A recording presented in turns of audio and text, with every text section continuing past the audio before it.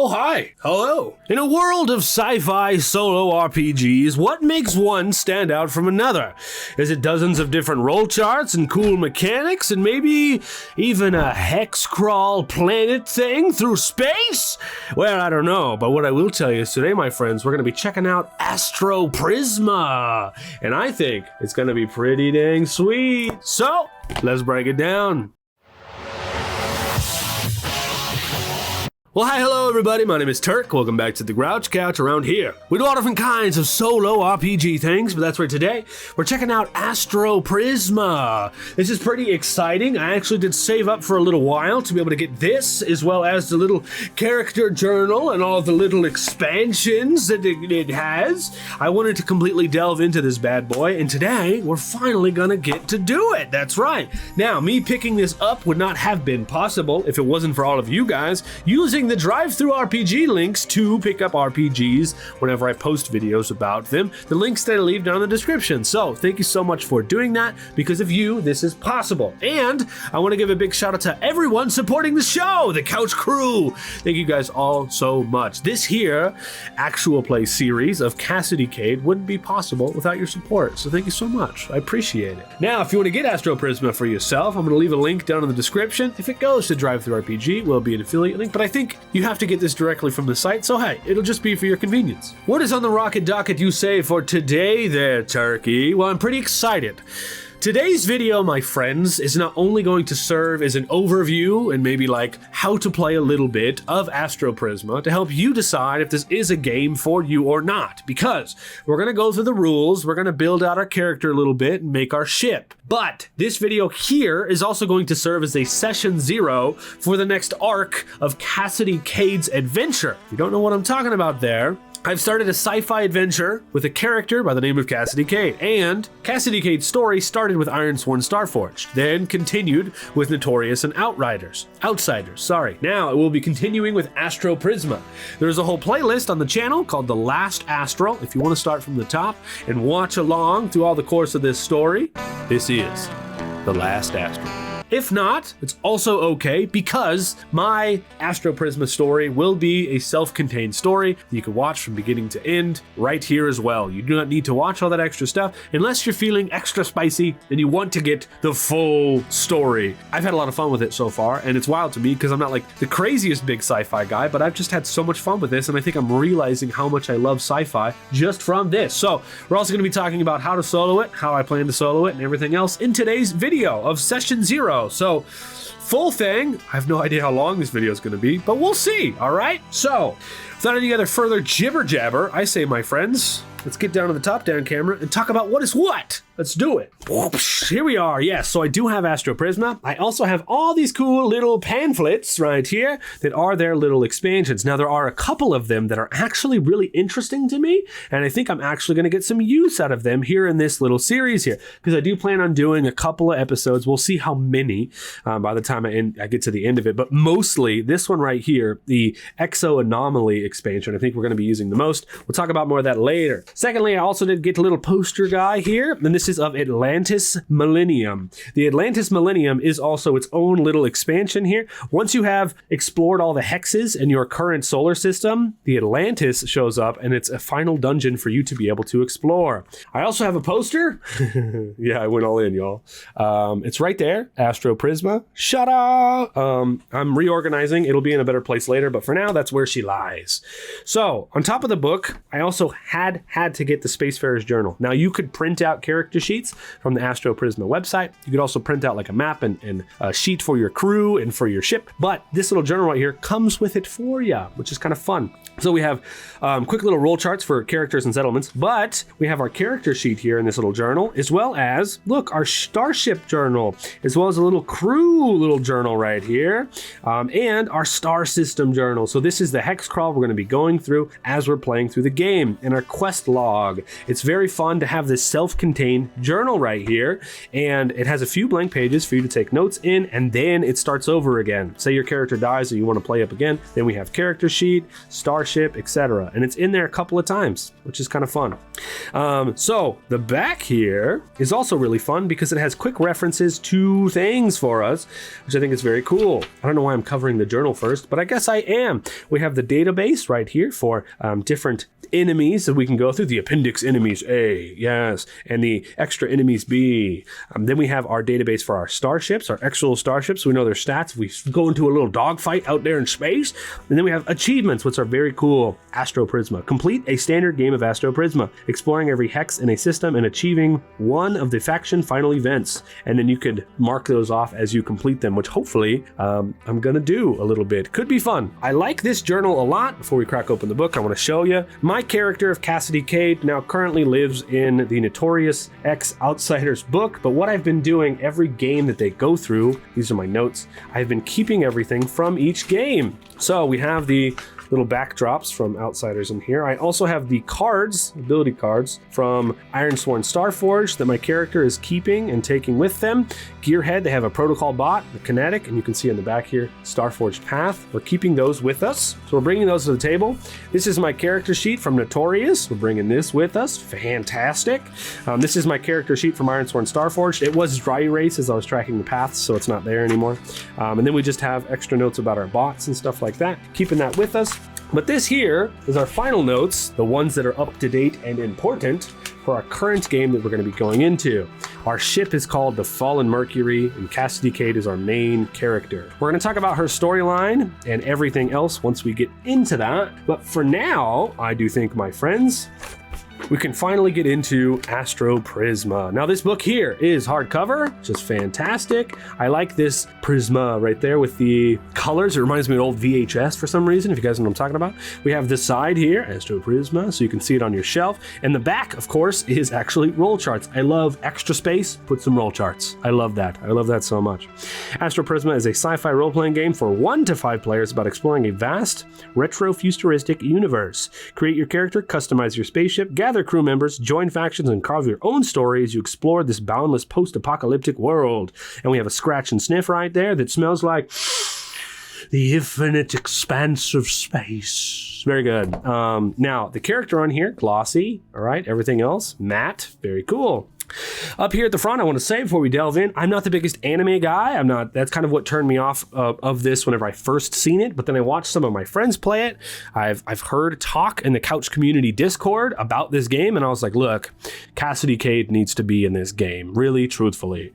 And someone left a comment recently about me carrying over characters to new systems, and it's almost like a new level in a video game, every system they go into. And I think that is very fun.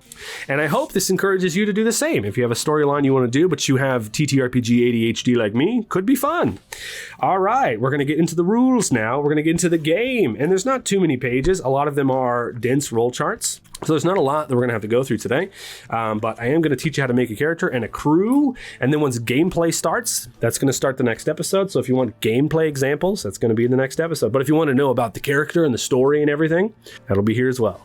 So here we have it. I'm going to pull out some dice. You can see our dice box here is green screen, so I've actually got some artwork of Cassidy and Failsafe in there. We'll go over that later. All right, but yes, this is where we're going to be rolling our dice, as you can see. Okay, Astroprisma. So here we have our quick rules for exploration cycles and everything else. This is going to be important for us to reference back to later. But for now, let's get into the delve of it. It's just like the poster right there. Wow. Crescent Chimera, created and published by Crescent Chimera, writing, art, and design by Camilla Mera, editing by Addison Shawatsky. Then we have all the links to everything, which is very cool. We also have another scratch and sniff, which smells like the infinite expanse of space. Scan the QR code to get access to the website.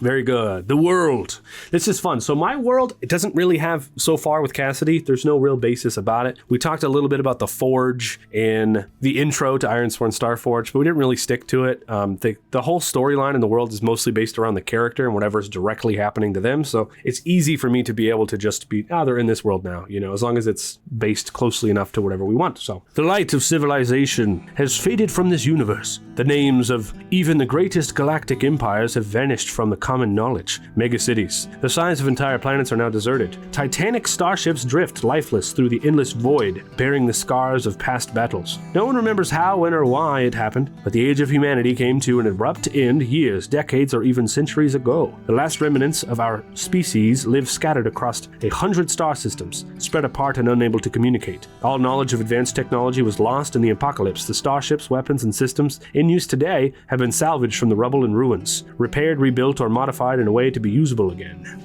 And the untamed space.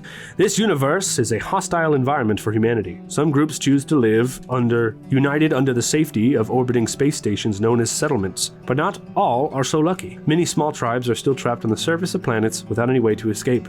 Even for those who are in possession of a starship, space travel is avoided, but for the most necessary journeys, the lawless vast void that connects the galaxy is filled with space pirates, looters, and bounty hunters. The Old World. The time before the apocalypse is known as the Old World. Despite the complete collapse of civilization, structures, technology, and information still remain present throughout this world, waiting to be unearthed. Very cool. I like this art piece showing, an example. Does that say Freya? Does that actually say Freya right there? That says Freya. That's the planet that Cassidy just left in Notorious was called Freya.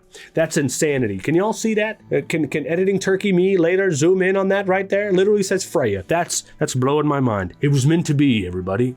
Anyways, relics of age past. The scarcity of advanced technology has turned ancient tech from the old world into the most prized asset among the new generations of humans. Starship modules, military weapons, cybernetic implants, and complex virtual hacks are some of the most valuable pieces of technology in the modern universe. Some, driven by either conviction or necessity, have chosen to leave the safety of their settlements and explore the universe in search of bygone artifacts. These explorers are known as spacefarers. Birth of conflict. Conflicts of interest and fights over important resources like ancient tech have created an environment of hostility between different factions, with distinct ideas and goals. The influence of these groups has increased over time, leading to constant friction and wars between those with opposing values. The future is yours. In Astroprisma, you play the role of a spacefarer, starting their own journey through a new star system. You will explore planets, ancient ruins, forsaken cities, and other locations, uncovering the secrets of the old world. Your choices will gradually affect the evolving story, creating a journey unique to you. Your decisions on who to side with and what paths to take will shape the fate of the system and your own future as you continue exploring this galaxy. So my brain is already kind of going a little bit, being able to link my story in with this story, and it's really kind of gonna be seamless, everybody. It really is. So, and we are gonna be kind of reading a little bit verbatim today, kind of getting through stuff. I'm not gonna be reading every single paragraph, but we are gonna be reading a lot of it. So if you have the book in front of you and you're trying to learn a little bit, you can kind of just flip through while I read, which could be fun, because I know sometimes people like to listen instead of reading themselves. This is almost like an audiobook of the Astroprisma book, in a sense. But also, we're not going to read all of it, just a majority. Anyways, Astroprisma is a space exploration game. Your goal is to explore the entirety of the star system map and forge its fate by helping one of the 5 factions achieve one of their final events. Fun. 5 factions. I already have 2 in my current game. One of them we are aligned with, but they are basically very far and few between. We'll talk about that later. And the other one is evil, the Silver Order. We'll talk about that later as well. So maybe we can get the Silver Order to replace one of the main factions in here, and then use that fictionally. We'll just replace their name. All right. Exploration cycles. Gameplay is segmented into exploration steps called cycles. At the start of each new cycle, move your starship 1 hex on the map and mark 1 fuel on your starship sheet. 1 for 1, easy peasy. Roll a d6 to find out what location or encounter you face in the new hex. Finally, draw your discoveries on the map and update your character sheets and journal if necessary. That's so easy and so awesome. I love it. So we have our starship map. So theoretically, we're going to start wherever we start. We move 1 hex over, figure out what the heck is there, mark 1 fuel, and then draw it on the map, and then deal with it. Easy. Move your starship 1 hex on the star system map, mark 1 fuel. So these are just the steps again. Explore the location, so you roll d6 to figure out what it is, draw your findings in the journal. Sweet. Modes of play. There are 2 styles of play depending on your preference as a player. Quick mode. In this mode, you will draw the locations you explore on the star system map, taking small notes and adding details to the map when necessary. Quick modes offers a faster, more action-focused experience. Great for short playthroughs or to make exploration more agile. Journaling mode, which is recommended. In this mode, in addition to mapping your discoveries, you will write a small text detailing your encounters at the end of each cycle. The number of the hex you have visited, followed by 2 or 3 sentences explaining your journey. This way, you'll end up with a logbook of all of your adventures once the game is over. Journaling mode helps build a story around your adventure, good for longer narrative-focused playthroughs. So, here's the thing about this. I have this idea to actually be able to go down onto planets. I don't know how long we're going to be playing this game, but if I want to do it long, I have this here. This is the Perilous Void. So whatever system we run into, whatever planet we go on, instead of just doing a single sentence, I might actually want to go down on that planet, do some stuff, and roll on things here in the Perilous Void to be able to build out maybe the civilization, the person that I encounter, the quest we might go on. Our character is on a specific quest that is going to need us to go actually onto a lot of these planets. I don't think we might not do every single one. We might do a mix between quick and actual journal-y, scene-building, game-playing kind of thing. But this here, Perilous Void, is actually going to help us with that, all right? This has all different kinds of planets and NPCs, ancient species, and all that kinds of stuff. I also have one other book that I'll recommend to you guys if you're putting things together. But first, let me just show you. Sector creation, system creation, world creation, life form creation, society, faction, and community creation, all right? Next page, development creation, NPC creation, site creation, and all the other tables, which include robots, spaceships, artifacts, details, etc. Now, I also have this. This is the Great Book of Random Tables Science Fiction. And so if we need anything extra to help build out our world, which truthfully, I think that Astroprisma contains a lot, so we might not need this, but if you find yourself needing stuff, these are my 2 suggestions, all right? On this, we have encounters and discoveries, cargo, items and things, vehicles and space stations, places and planets, alien names, drink names, human names, ship names. We even have things like sci-fi jibber jabber. Really helpful stuff if you want it, okay? Moving on, dice notation. We know about dice notation. Anything special in here? Nope, kind of classic, straightforward stuff. 2d6, d66, stuff like that. We understand how that works. At least most of us do. Setting up the game. To play the game, you need the following: a set of character sheets, a token to mark your character's location on the map, which I literally was like, I want to print out a token, I want to do a thing, and I didn't end up with one, so we might just use a dice, a d2. I might also use a little card, but I actually don't know where my d2 is.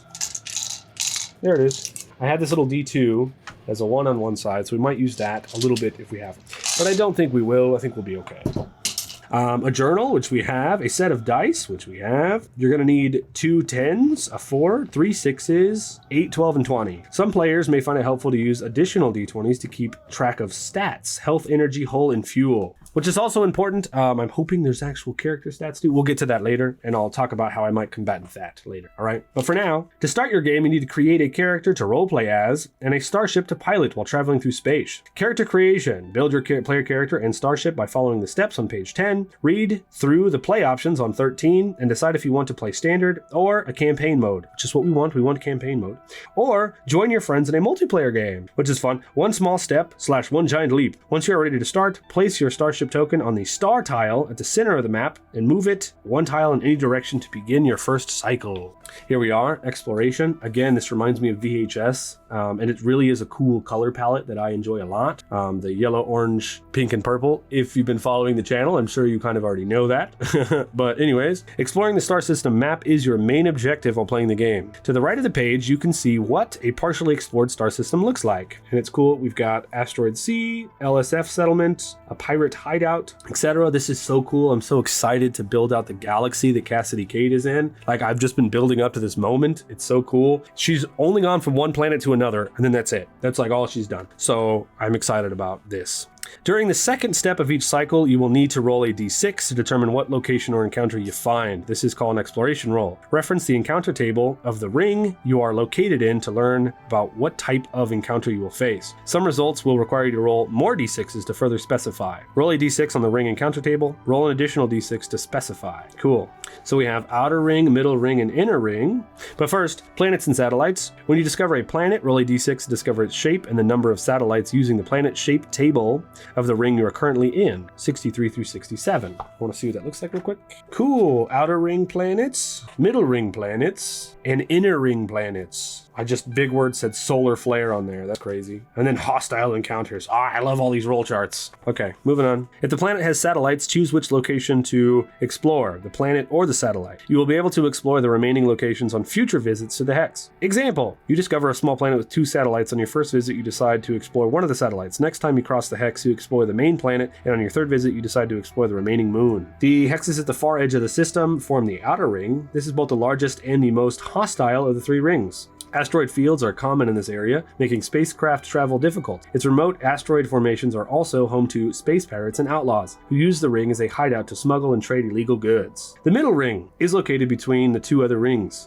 Duh. The distance between the ring and the star make existence of life and water especially abundant in this area. In the old world, human settlements and planetary exocolonies were primarily established here. Therefore, it is now common to find abandoned star cruisers from bygone eras and orbiting research outposts built to house scientific tests and experimental laboratories. The inner ring borders the central star as the inner ring. Temperatures in this area are extremely high due to its proximity to the star, with solar flares that can damage starships during a common occurrence. Ancient structures built to capture the star's energy, known as heliosforms, are also frequently found in this ring. Interesting. The Oracle! Sweet. This is what I was excited to read, and we're here. We're here now. We've got it. So when we ask yes or no, it looks like we roll a d6. So we have no and, no but, yes but, yes and yes and. But then it looks like we also roll a second time. So it could be no and void, no and oppression, no and chaos, or yes and balance, yes and wealth, etc. Very cool. So the Oracle system is a virtual intelligence software from the old world that has been repaired. Gotcha. The role of the Oracle is to help players questions. There are 2 types of questions you can ask, yes or no and open-ended. Yes or no questions ask the Oracle a question and then roll a d6. No and, negative plus complication. No, which is just negative answer. Plus complication, huh? Interesting. I'm sure it'll show us that later. No but, which is negative plus upside, yes but, etc. We know a lot about this Oracle. I like the way this one is shaped a lot. I've used a lot of different kinds of Oracles, and I like ones that are like this, so it's very good. Very good. Open-ended questions are those that can't be answered with yes or no. They are more abstract in nature and provide a word that you can use as a narrative prompt to build your story. When asking the Oracle an open-ended question, roll 2d6 on the table above. You may choose to roll again if the initial result doesn't make ease in context. Oh, okay, so these are like word oracles. So 1 and 1 would be void, 2 and 1 would be suspicion, etc. Very cool. So these are like word oracles. I like the way that's set up. That's very fun. We like that. Okay, so now we're going to make characters a little bit, which is exciting. We're going to do our origin, our role, and our starship, which we're going to do those in order. This talks a little bit more about the character sheets, which as we can see are on these pages in the book as well, which is kind of nice. But here we have our origins, and there are 6 of them. I've looked a little bit through them and like thought about them a lot, about the characters. Well, this is like the one thing I had looked at previously and was thinking about character creation before I do a game. And Cassidy Cade is, in my world, this world that we started in, an astral elf, which basically means she has a little bit of inside magical powers that she doesn't really understand yet. She's the last of her kind, basically, one of the last astral elves around. She hasn't ever seen another astral elf. Well, she did, but we'll talk about that later. And astral elves apparently have a little bit of this innate magical power, but this magical power deals with technology. They have this ability to control technology a little bit with their mind. So it's kind of got like a force powery thing going on, but it's about technology. And so I looked through a lot of these and I was like, dude, we should do the Wirehead. You grew up surrounded by circuits, building and repairing drones, mechs, and others machinery. Your connection with robotics and your hours of experience in virtual video games have sharpened your senses as a drone pilot. You are one with the machine. So not only is she really good with technology, but she's really good with mechanics as well, because she built her own ship and she built her own robot. So we're absolutely going to do Wirehead. I looked through all of these and they're all really fun, but I think that's the one that fits basically our idea in the best way anyway. So let's pull out our character sheet here. Here we are. Origin is going to be Wirehead. Fair enough. And whenever you're picking yours, you go through these basically. Each one of them has their own little bits that they kind of come with. And also, after you read the description and choose your origin and add elements of your own creation to build your character's backstory, in addition to your origin specific equipment, you start with 2 health packs and 50 scrap. scrap. And I'm just trying to see if there's a place for scrap on here somewheres. Maybe that? I don't know. There's just like symbols. So I guess for now I'll just do it in pencil and I'll do it over here, just so we know. 2 HP pack, yeah, and then we'll just do 50 scrap, but I'll put it where it's gotta go later. Okay, so as a wirehead, we get a drone spider. Our drone spider is kind of going to be our little drone guy, our friend Failsafe. We also get helix wire and 1 net link. And any other items and stuff that she does have, which I'll pull out her inventory sheet later. After this is basically done, we'll do addendums and we'll make everything she also has make sense in this system. This is kind of like she's leveling up in this system using previous stuff. If that makes any sense. I think it's, for me, it's okay to do because she still has the experience, right? She's still been played as a character, if that makes any sense. Okay, so let's write it down. Okay, done and done, moving on. All right, campaign mode. Fun stuff. A standard game of Astroprisma will see you explore a single star system, presenting a medium-length, self-contained adventure. If this is your first time playing, it is advised you play this mode first to familiarize yourself with the rules. Additionally, you have the option to play in campaign mode on 129. This gameplay setting lets you embark on extended adventures expanding to 3 star systems. Maybe we'll do that later. Maybe we'll do 1 star system. We'll see how it goes. We'll go to a different system, or we'll stay here. I have an idea to do a finale with Mothership behind my head, but I haven't decided if I'm going to do that yet. So we'll decide later. We have multiplayer, which we're not going to read because we aren't doing that. Moving on, we have memory slots. Your character can have up to 6 unique hacks and drones. These are kept in your memory slots, which are here. 1, 2, 3, 4, 5, 6. So our drone spider, I think, would be in a memory slot. You start with 3 slots available and can unlock the remaining ones by installing cybernetic implants on your character. If you gain a new hack or drone while your slots are full, you can replace one with a new one. Cool. Oh, so I see this is the character sheet. This is pointing towards memory slots. It's explaining it. Very good. Our character's name, our origin, we have our weapons here, and we have our inventory. We have 8 inventory slots. You can freely swap items between your ship's cargo hold and your player character's inventory while in your starship. Then we have our notes for extra stuff. So our drone spider needs to go up here. And I'm writing really light, so it might be hard for you to see, but it's because I will finalize the sheets later in pen and with heavier scribbles. Stats and rolls, which is basically the other side of the character sheet. We have our health, we have our armor. When you take combat damage, subtract your armor value from the total damage number. You gain armor from equipment and armor sets on page 49.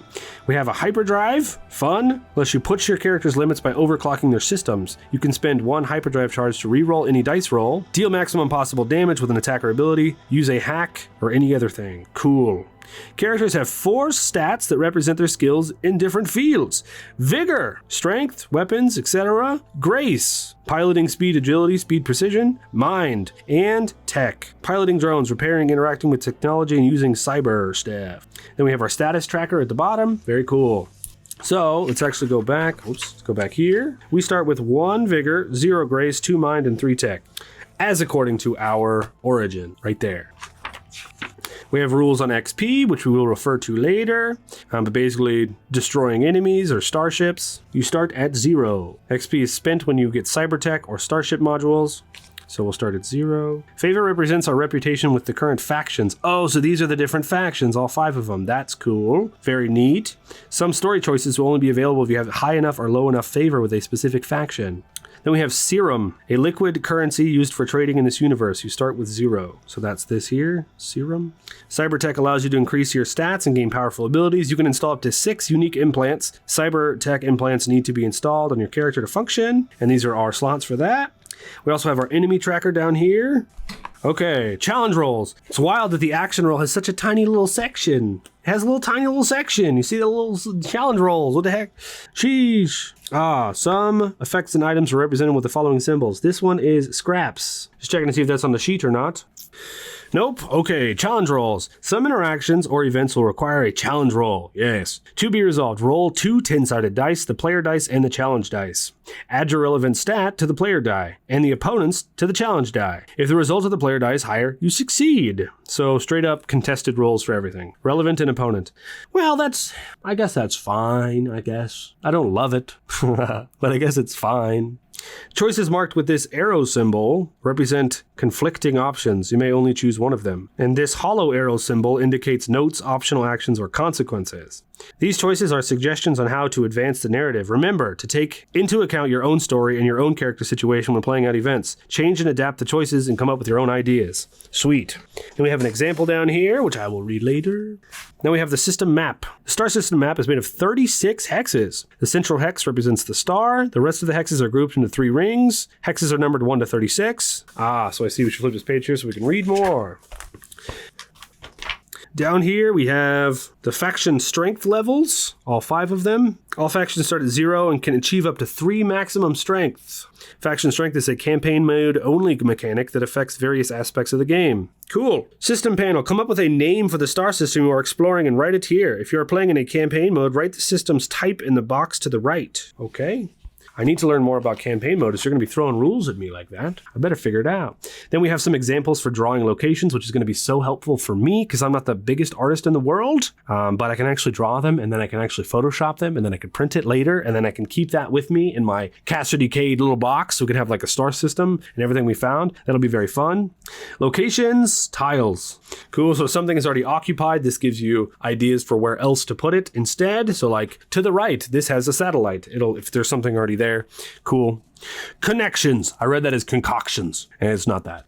During your adventure, you'll meet dozens of characters. Some will be neutral, open to trade. Others will be hostile, members of opposing factions, or wary of other spacefarers. Characters that you are trying to establish a bond with are called connections. Helping them and gaining their trust over the course of your journey will allow you to welcome them as a new member of your ship's crew. I don't know how much we're going to be doing that. Our ship's pretty full already, but we might take a couple folks, all right? I've been taking what seems like 1 to 2 people from every system into the ship's crew, and we'll talk about that later. Social stats, vigor, grace, mind, and tech. Cool. If the outcome of a special encounter is still unclear or 2 characters of opposing interests, you can perform a challenge roll. Sweet. It also says it's recommended to consult the Oracle for guidance and to use its answer to determine the result of a situation. Social roles can also be used to solve confrontational encounters non-violently. Fun. If you want to recruit somebody, you got to get affinity points with them. Reaching 3 affinity with a connection, you can choose to recruit them. You gain 1 affinity point every time you help a character or complete a request for them. Use the Oracle to gain more insight into the connections you make. Fun. Alternatively, you can gain crew members by hiring them at settlements, so we could just pay them. And we could use the NPC generator tables to determine their looks, personality, and features. Hiring a single crew member costs 10 serum. 10 serum per cycle. If you fail to pay or decide to end your contract, they will immediately leave. Just out the airlock. They're just like, you're not paying me? Bye. They just go out the airlock in the middle of space. So now we have a character connections tracker as well. Where's that? Here it is. So we can track our character connections. That's kind of cool, actually. I like that a lot. That's actually kind of cool. These little NPCs we meet, we can track them there. Hell yeah. Now we have an example of play, which I will read through later. Don't worry about that. Now we have our crew members. Traveling through the star system is a perilous task. The constant threat of hostile starships and factions makes survival a remarkably difficult challenge. That is why spacefarers tend to travel in groups. While playing the game, you'll be able to populate out a ship by assembling a crew, which we've already done. So we're going to be having a full crew when we start. During character creation, you will need to choose a role for your player character. So this is explaining how to make crew members, which is kind of fun. And then it's on the next page. Very good. So we didn't miss. All right, here we have roles. Very sick, very cool. When making the character, though, we choose one of the 6 base roles, and then we choose one of the 3 active skills to start with. We write down their name, their role, their skill, and their first slot of the crew section of the starship sheet. Add the role's starting equipment to your inventory. If this is your first time playing, it's recommended to choose either pilot or medic as your role. I think so. So we also put our player character on our crew. Interesting. Okay, controlling crew members. Your starship's crew can have a maximum of 4, which I think is perfect for us because I think that's kind of what we have. I think we might add more anyway, because screw the rules. The rules are more like guidelines anyway. Each NPC crew member is assigned to a player who is in charge of in control. In charge of controlling them during a travel and combat, upgrading their skills, equipment, etc. Crew member abilities that require energy or other resources will use the player character in control as the source, unless stated otherwise. I do not plan on being in control of anyone else, but we'll kind of see how that goes. I'll play with it a little bit, you know, we'll see how it goes. Is assigned to a player, and we're doing one single player. So all 3 of the crew members are going to be assigned to me, which means that my main player character will be the source of all of their abilities, and we will pay for all their skills. So if they want to hack, we pay for it. If they want to fix something, we pay for it. If they gain something, we get it, basically. Interesting. NPC crew members have 4 inventory slots, which can store items, weapons, armor sets, hacks, drones, and everything else. All crew members have access to a set of starting equipment determined by their role. Non-player character crew members can't use cyber tech and have implants installed. We could also make crew members explore planets, and crew members can also be in combat with us, which is great. During combat, NPC crew members follow the standard action in turn order rules, just like player characters. So there is combat rules in here. Very exciting. I jumped to a conclusion at the beginning, was kind of like worried, but I was like, maybe it'll handle it. So here we are. I just haven't seen that yet personally. So very good. All right, we're making lots of progress here. Very exciting. Okay, I'm gonna go through all these. I'm gonna pull out my notes. I think that now is the time for us to talk a little bit more about our crew, who we're dealing with, what our story is, everything else like that.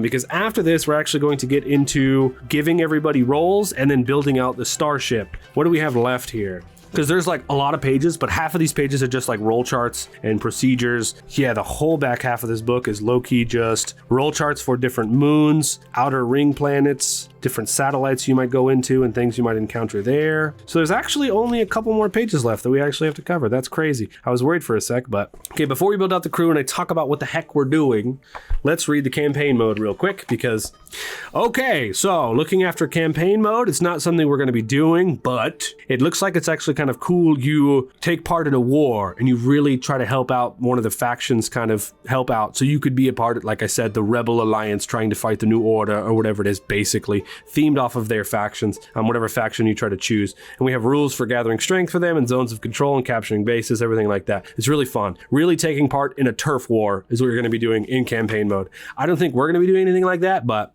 very fun stuff. Now we have a bunch of roll charts here. So we're going to go back to character creation. There's only a few things that we got to go through. Okay, I'm going to put Cassidy's on here first, and then we're going to pick a role for her. We're either going to do mechanic, we're going to do pilot. She's kind of a mix of both. Maybe we should do pilot because she is the acting captain. She doesn't have the confidence of being a captain. We'll talk more about that whenever we talk about her as a character. But first, I want to just double check. So I'm going to look through here just to double check. So there's 2 different abilities here. We can either straight up run. We can get a reroll attempt whenever escaping space combat, or whenever we repair the ship, we get extra points for that. And I think I would much rather go with her as a mechanic than a pilot, truthfully. But I don't know, I'm like, how important is it to be able to do? Because we also have like barrel roll and split second, which spin 3 fuel to dodge incoming enemy ship attacks. I think we're going to just have to go pilot. We're going to have to. Maybe we could do a mix. We'll think about doing a mix narratively for our own mind. We might give ourselves some mechanic stuff if it calls for it. But for now, that's what we're going to do. But I also think that the mechanic and the wirehead share the same exact stats. So that's very funny to me. Okay, so that's done. That's Cassidy. Look, I think now is the time, my friends.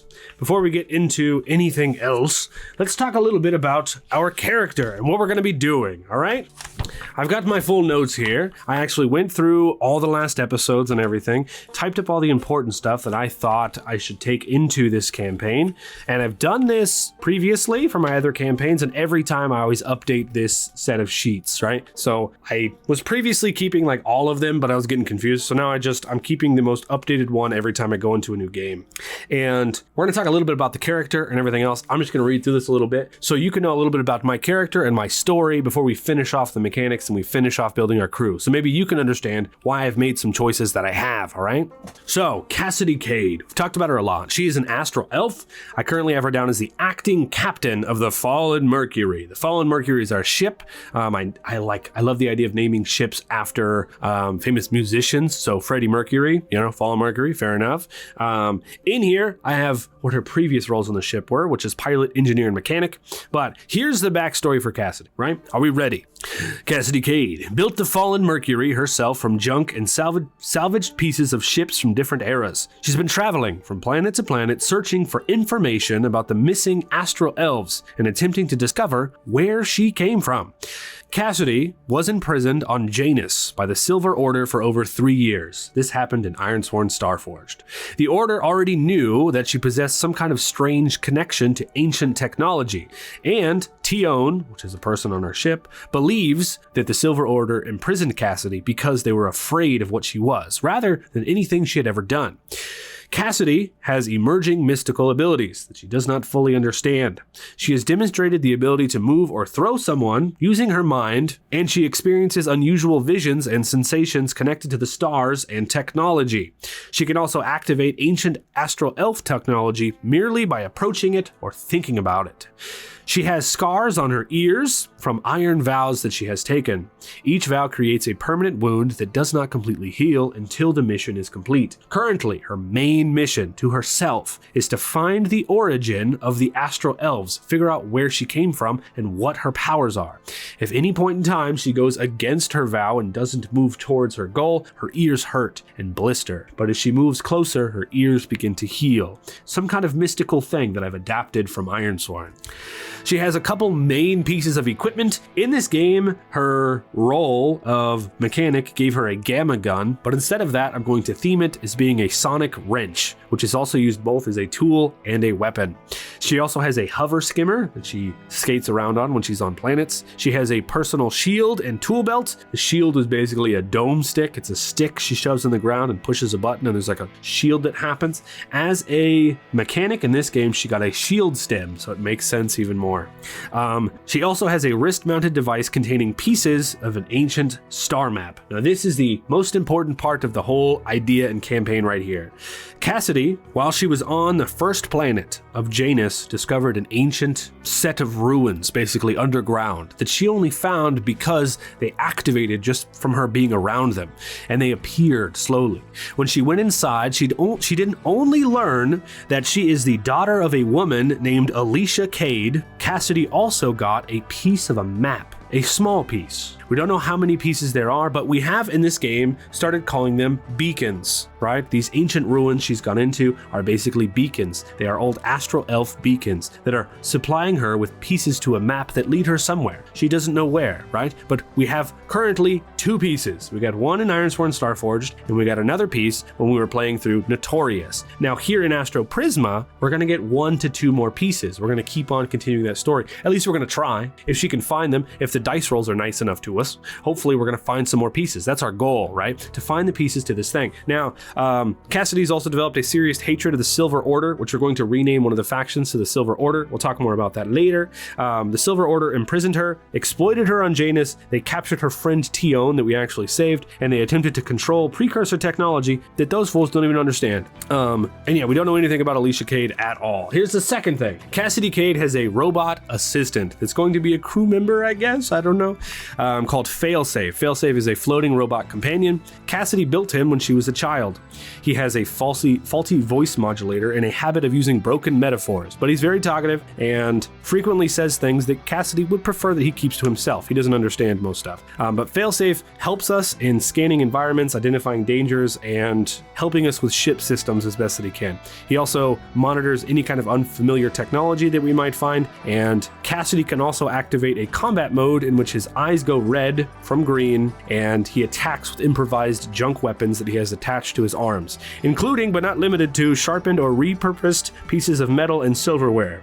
And he does become extremely violent when his programming activates to combat, sometimes attacking us by accident. Okay, I mentioned someone over that whole thing there. Tion, right?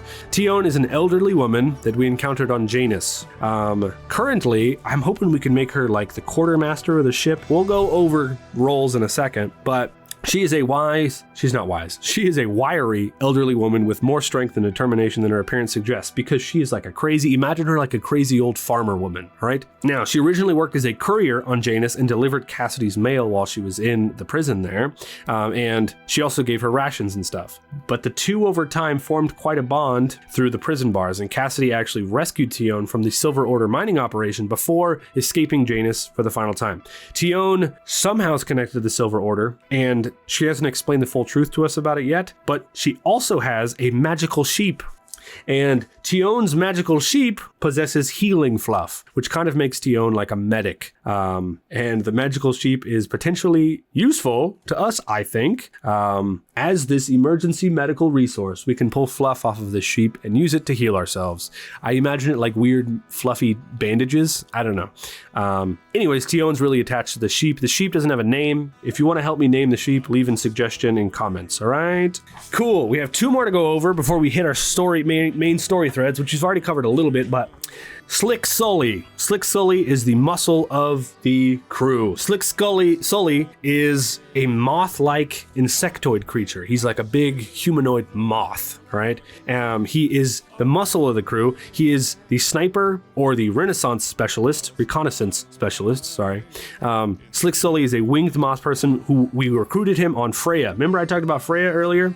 His wings release dust when he flutters them, and he's easily distracted by bright lights because he's a friggin' moth. His casual and relaxed personality contrasts with his skill as a dangerous, long-ranged combatant, because I imagine him like super chill and, you know, like just hanging out. Like he's kind of like, whatever, man, you know, like totally the chill guy. But when it comes to long range or it comes down to business, he can whip out the sniper rifle and fly up in the sky and shoot some fools at long range like crazy. Anyways, Sully carries a large sniper rifle and uses a red targeting eyepiece when preparing to shoot. His wings allow him to take elevated positions, and he also, Slick Sully carries a backpack with unidentified belongings inside of it, and we don't know what that is. We have no idea. So he's kind of like a smuggler as well. Lastly, and most importantly, is Navi. Navi, much like Ocarina of Time, Navi is Cassidy's mentor and spiritual guide. Navi is an elder female astral elf, the only other astral elf we've ever seen in Cassidy's lifetime. She is very old though. She is a mystic advisor, and she, I assume, is the keeper of the astral elf knowledge. She knows a little bit, right? So Navi is solemn and sincere and thoughtful, literally what I rolled for whenever I rolled up her character sheet. She wears simple brown, almost Jedi-like robes. Her large ears are heavily scarred from the many vows that she has taken, much like us.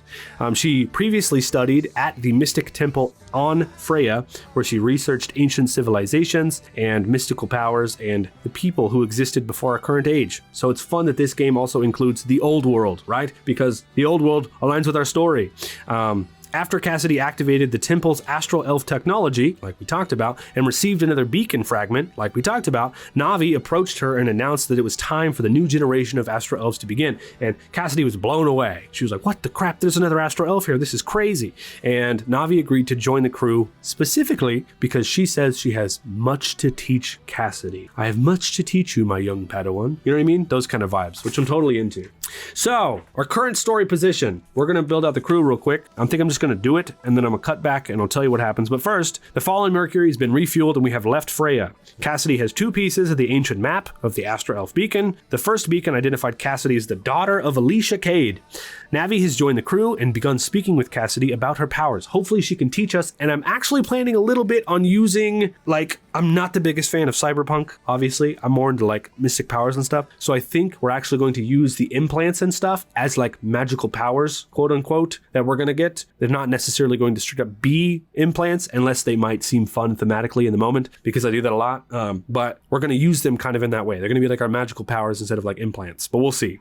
Anyways, the Silver Order could be searching for us because we did kill a couple of them and steal one of their cars while we were on Freya. Now we have enough information to continue following the fragmented beacon map and try to find another piece of the said beacon map to figure out where all the Astral Elves went and why this map is leading us wherever it is, right?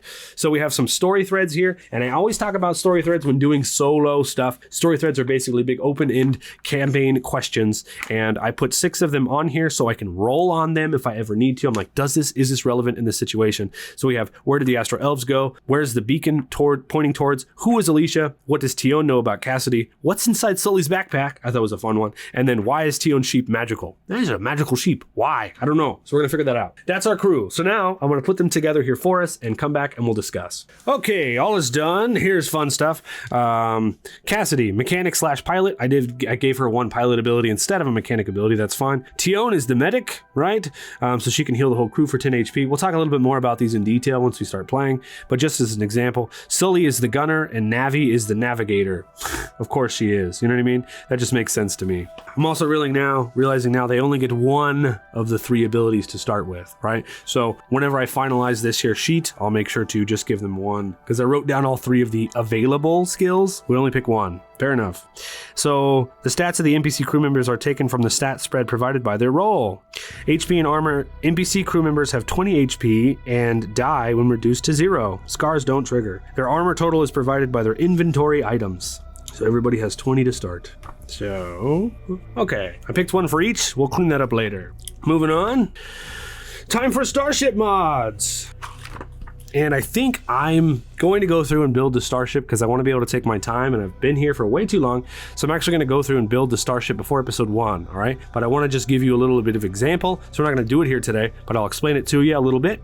But you're going to go through and you're going to look at your Starship layout. We actually have a little map here for our Starship layout, and you actually get to draw it a little bit, which is cool. And each one of the module spots, you can actually see later, there's all different kinds of modules in here. You can actually add to your ship, and they actually have what they look like. So whenever you draw them, as you can see here, you actually draw it onto your starship so you know what it looks like. But starships have control engines, weapons, and systems. They also have fuel that we're going to go over, and module slots and module effects. So all that kinds of fun stuff. And you can actually upgrade your ship later as you play the game, which is really cool. And this walks you through all the starship creation processes, all right? And I'll talk a little bit more maybe about what I did on episode 1. So look forward to that. So we can repair our ship at settlements. We can refuel at settlements as well. Each settlement is run by a different group whose leadership is located in the faction headquarters within each station. And I do think we might be able to do our own headquarters, but we'll see. If your exploration roll lands in a repeat encounter, move the first encounter on the table. If the first encounter is also a repeat, move forward again. So this is encouraging you to get variety, which is fun. If you go to a previously explored hex, you can choose to re-explore other things or do other stuff there, which we'll probably do. You know what I mean? We might go down on the planet for a second time. Character interactions. During your travels, you meet many different characters, each with their own goals, faction, sympathies, and objectives. Characters with a stat block are marked with underlined bold text like scientist, and you can find that character stats later in the book, which is really cool that they've done it that way. I like it a lot. We can attack non-hostiles. I don't know if we will, but we'll lose favor with their respective faction. If a character that you want to interact with doesn't have predetermined stats, you kind of like make them match a little bit, and it has suggestions for that, which is great. Fill the map, ask the oracle, be tribal, make connections, roleplay first, and escape danger, which is what we have here. So here's our combat, which is fun. There are 4 main actions you can perform during your combat turn. Attack with one of your equipped weapons. You roll your base damage, add the relevant stat. You can also roll mind against the enemy. If you succeed, the hack takes effect. So like, I'm imagining that Cassidy Cade can control modules inside of other people's heads and make them malfunction. That's what I'm thinking her powers are going to be. You know what I mean? So I don't know, it's just fun crap. Cybertech, use one of your active abilities from your Cybertech modules. So she's gonna have Cybertech, but quote unquote, it's gonna be, you know, like powers. Fun. Combat split into turns. We know this. Turn order is determined at the start of combat. D10 plus grace, which is fun. So there's going to be a big old D10 system here. Enemy move, main action, side action. We will reference back to this when we're doing it. All right. But our enemies have stat blocks and difficulty aligns with experience, which is kind of cool. I've been recording all day. You know, if you can hear, I'm losing my voice right now. I've been recording all day, and I did a stream this morning. So my work schedule is currently crazy. So I only have one day to do everything instead of my normal 3. So I tried to do everything today. Maybe not the best idea. So bear with me. Anyways, this looks really fun. We can go through all this stuff. We have status conditions. So overheat, one of our abilities as the gunner is we can actually make enemy ships overheat, which is kind of cool. We have shock, stun, silence, breach, and immunity. And we could also get weapon mods, which is so cool, dude.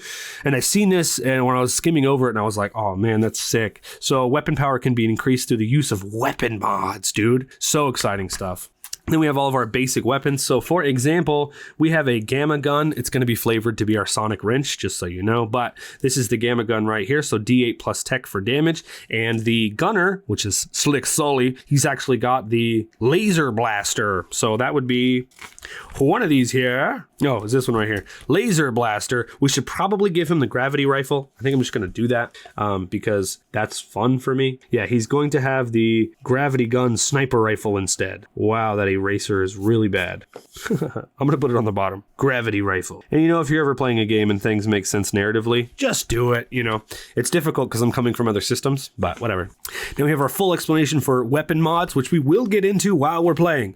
Now we have full explanation for hacking. One thing we do need to look at though a little bit, Trojan, Blackout, so cool stuff. I'm not like the biggest cyberpunk fan, but whenever it's done well, I'm like, oh man, yeah, it's done well. Drones and mechs. So we have a drone. Failsafe is a drone. He's going to be a drone in this game, quote unquote. And so Cassidy's going to have a drone. The system gave us a drone spider to start with, but I think I kind of want to make him a greyhound because he can camouflage, fetch, and he can bite. So I think he's going to have the greyhound stats here, the drone greyhound, instead.